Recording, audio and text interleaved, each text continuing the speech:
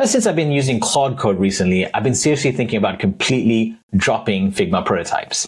Because look at the level of fidelity that I've achieved with this prototype, with all of the interactions, the animations. It's essentially just fully functional front-end UI, right? And the best part of all of this is that it's in the code framework that my developers need. Before we'd have to design in Figma through these long design cycles. If I pull up my Figma file, you can see here's my Figma file, all these components with variables. If you're a designer, you know how painful it is to design that one by one, every state, and then prototype it manually, which is like, look at this spaghetti over here. This takes days and days and days, and to build your app, probably months. I've been working on this app, which is an actual, one of our startups, which is a real product with 10,000 users. And it takes months to design this. We've been working on the design for this app on all the roadmap features for almost a year plus, right? And it's a very slow process, but not anymore with Claude Code, which is a huge game changer for us as a little startup, because design has been our biggest bottleneck for our development team, because it's mainly myself that's working on the design as CEO, co-founder. I've been sort of the visionary of the product. I designed the original MVP. We have a design co-founder, but he's also been, occupied because he recently had a child. So design has been a huge bottleneck for us. But now with Claude Code, we can get this level of fidelity, this level of pixel accuracy, and it's all interactive, just like it would work in the actual live application, which is insane, right? And so look at how beautiful this is. And I want to go through my entire sort of prototyping setup, what it looks like. I'll also go through in this video a few iterations of a component I'm currently working on, just to give you an example of what it's like to build out the individual components, right? So let's go through my prototyping code file over here. This is set up to my local folder. I have a folder path inside of my MacBook. And it's essentially set up for that. I'll do separate videos on actually getting started and set up on Claude Code, but I just want to show you, to sort of like give you the aha moment of what this thing could look like and be for you if you go through the process, right? This is a prototyping homepage I created. We were just inside of the windowed app simulator, which essentially simulates the entire application with all of the different interactions. It's all clickable. It's all interactive. It works just like you would expect in the live production app, except that, of course, it's just a front-end UI with no back-end or anything like that. But as I work on this, it's always ready to be shipped to development, right? So none of those design cycles are relevant anymore. I'm just working with Claude Code in the chat, working with the agent to bring the components from Figma, design them inside of Claude Code, QA the design and get it to pixel accuracy. Once it's ready, I plug it into a prototype right over here. And so I'll go into the components view over here, where you can find my entire design system in this page. So it's essentially just a navigation across my prototypes and components. I have one prototype, which is this, which I was just at. And then below that, we have all the individual components, right? Again, here's the dashboard, the individual task card, new task 2, new task 3, all of it fully interactive, as you can see. I can add dates, I can add my subtask. I can cross those over, I can delete them, right? It just works exactly as expected. And this is about, I'd say, 1 week's of work bringing all the design from Figma to this setup. And we've got, I'd say about 80% of it is in there, but there's a lot of fine tuning to be done. And I'll give an example of that. For example, the task card, the main menu, all of that is what I've worked on very early on. And it's to the level where now it's just, pixel accurate to the design. If I go to my Figma design, for example, you'll see over here, this is our nav menu over here. And you can see this is very familiar in terms of design. It's pretty much spitting image to what you see inside of Claude Code, right? So there's Claude Code, and then there's also the task card that we showed earlier. Let me go into the task card and then pull up Figma. You can see hyper accurate. There's no difference in this component over here to the one that I have in Claude Code, right? So you can get that level of accuracy. And so the way it works is, I'll show you a component I'm currently working on, is sort of halfway there. You give Claude the context of what you're building, what component this is and what it's about. For example, I have a settings panel. This is where users go and adjust their settings for their app. Keep it really simple. And then I plug in the Figma URL. I've got the Claude Code, Figma MCP and plugin both connected over here. So I got the plugin and the connector for the MCP. If you're not in the organization plan or enterprise plan on Figma, then you will have limitations with the plugin because Claude won't be able to get all the code context from your Figma files. But I've been working without it, in fact, and it's been okay because what you can do is add your prompt, add the link to your Figma link, and Claude will take a screenshot for the reference. Okay, so the screenshot is good. It's not good enough. Like it gets enough context from the screenshot and can do fairly a good job of designing it. But what you want to supplement on top of that is simply going to Figma. And let's say we're designing this component over here. We then switch over to dev mode. And in dev mode, as you know, we'll have HTML, and you just want to copy the HTML code over here of anything that you're designing, essentially. So that's how that works. You copy it, and then you paste it to give it context. And it would do a fantastic job of getting it accurate if you give it the code, the link, and a basic prompt or explanation, right? So coming back inside of my prototype, oh, it looks like my prototype was reset. Let me just reload it again. So in essence, that's the process. And then another part of the process is defining to Claude via what we call an MD file. Essentially, MD file is these text files that are instructions to Claude in terms of your project setup or what sort of core instructions you might want to give it at the start of any session that you run for the project. For example, in my Blitzit project, what I'm currently doing is all these components that you see over here are actually connected as a sort of source of truth to these individual components over here that are isolated. Whether I make the change directly on the prototype itself or I make a change on the individual component, it'll always be mirrored, right? So that's a very convenient workflow for me. So I don't have to do any of this maintenance. If I make changes in the component, I don't have to kind of find old screens and make sure it carries forward. It's all done automatically because of that MD file instructions. And I've also instructed it to always make sure that Claude stays on brand. It always references the style kit. The style kit has all my colors, my typography, my button components, and some other styling information. Now, once you've got your core design system inside of a prototype and you've kind of rebuilt everything from Figma from scratch inside of Claude in this format that's easy to navigate, that has all the rules that you want, and you've got a fully functional prototype of the app itself, it's very easy to then build out new features, right? For example, we never had a calendar feature. It's a highly requested feature. It's always been a pain for me to design manually. I gave it a shot in Figma and I wasn't really happy with the design. And so now I'm not even going to Figma to design concepts or, I don't ideate on Figma. I ideate straight in code in front-end UI, which is just insane, right? Because the ideation timeline as well is a long-winded timeline to kind of figure this out and, let alone then making them into final components and prototyping. But ideation can go on for a while until you actually nail how you want to do the feature, right? How does the feature come together? And so now I'm just telling Claude sort of one-shot prompt, hey, I need a calendar feature. The calendar feature would allow us to schedule in tasks directly on the calendar in a week and month view. I want to see also all the existing scheduled tasks in the calendar view and any kind of meetings connected from my Google Calendar integration. I want to also see my all-day tasks. And now what you see over here wasn't exactly what it looked like in the first version. It was much sort of simpler and more basic. So one-shotting it will kind of get you to like sometimes 50 to 70% of the concept, or if you're lucky, you can get to like 80, 90%. But you one-shot it to kind of just get the engines going, right? It's a good way to kickstart and build from, right?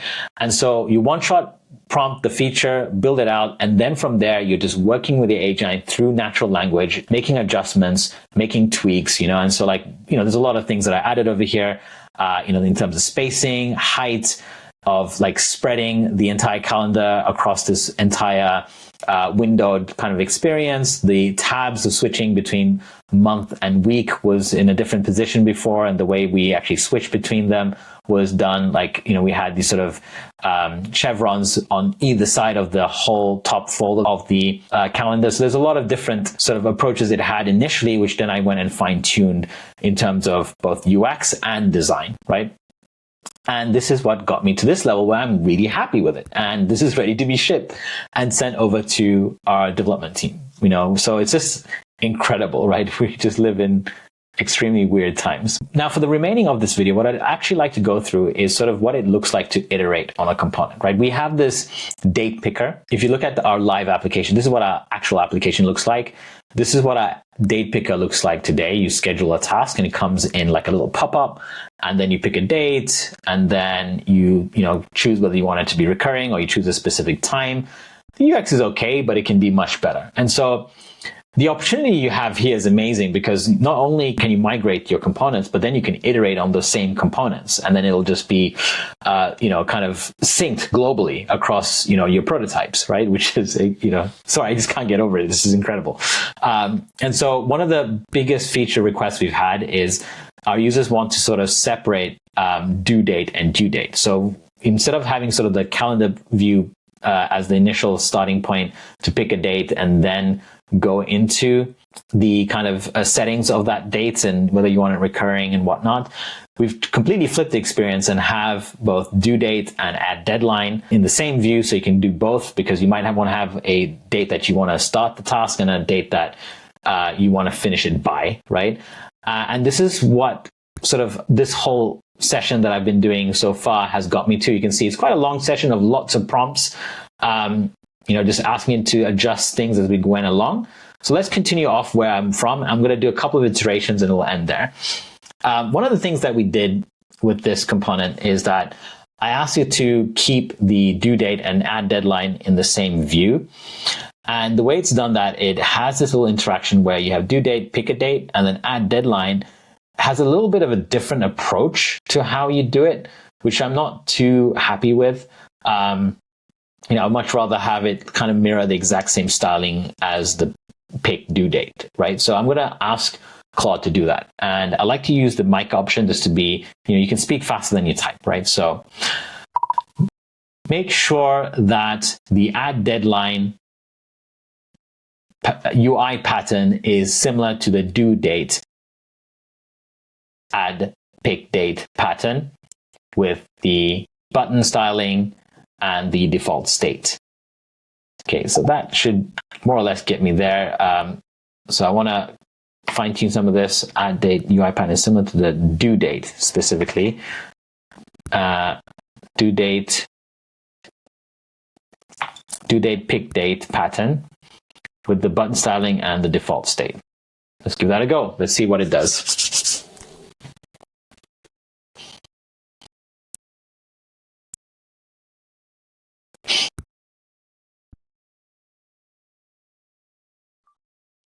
So you can see now Claude is getting to work. It's reading my file. When it's doing any of these actions, it'll probably also get the context of my MD file, so it's following the instructions. So it says that it's looking at the deadline slot and it's understanding the pattern versus the due date.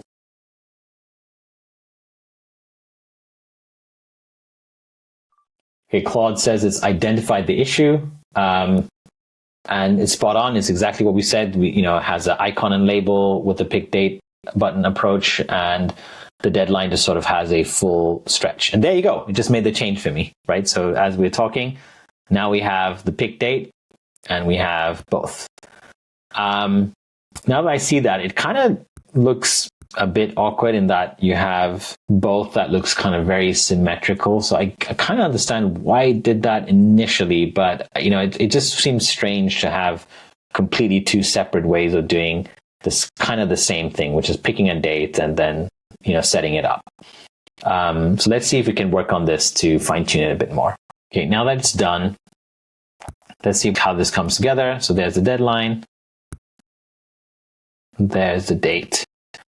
So I do wonder if pick a date should we start in this format, or is it too much to ask to make the whole calendar inline when you're picking a date, and then it hides all the other settings? So when you're picking a date, everything below turns into a calendar. Let's give that a shot. There's nothing to lose. It also makes this whole thing more compact instead of having expanded views. But then again, it is also nice to see all the context in one go, right? So you can kind of pick a date.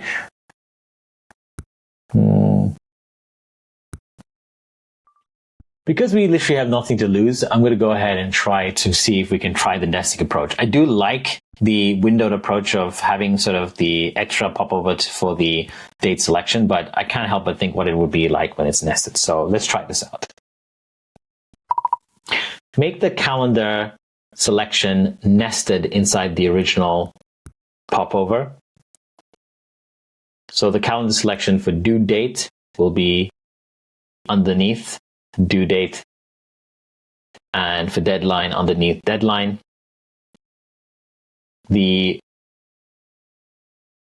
Both buttons would turn into a select state with a X icon to close, and when you close it, it returns to the default state with the plus icon.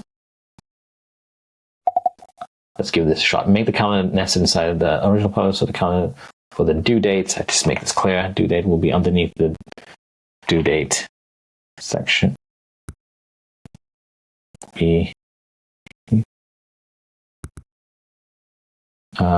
Both buttons.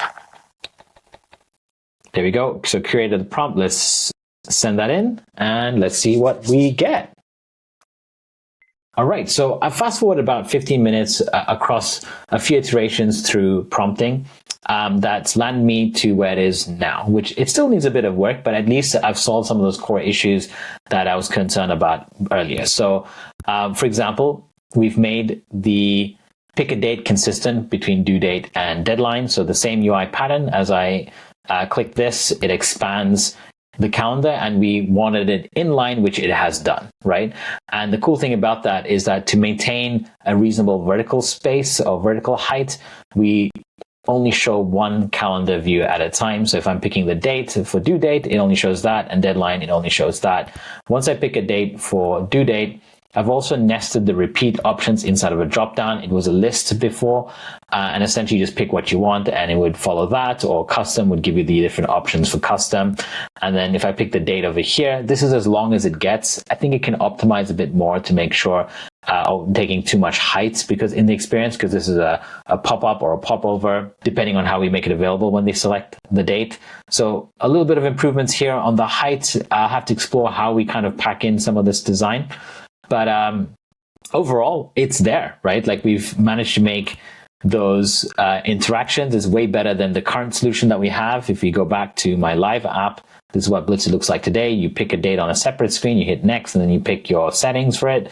This is just a much better, everything's in one view. We also have the option for deadline now, which is a highly requested feature. So as you can see, you can build out these roadmap features so much easier in functional UI that's ready to be shipped to our developers. So I'll keep working on this. And by the way, I'm planning to create more of these videos in the future, so do stay tuned. Along with that, I also have an intention to build out live workshops which you can join and work through projects similar to this. I might create sort of test projects so that you can improve your prototyping skills on Claude. So if you don't want to miss any of this, make sure you do follow me. Other than that, I'll see you in a future video. Take care. Bye.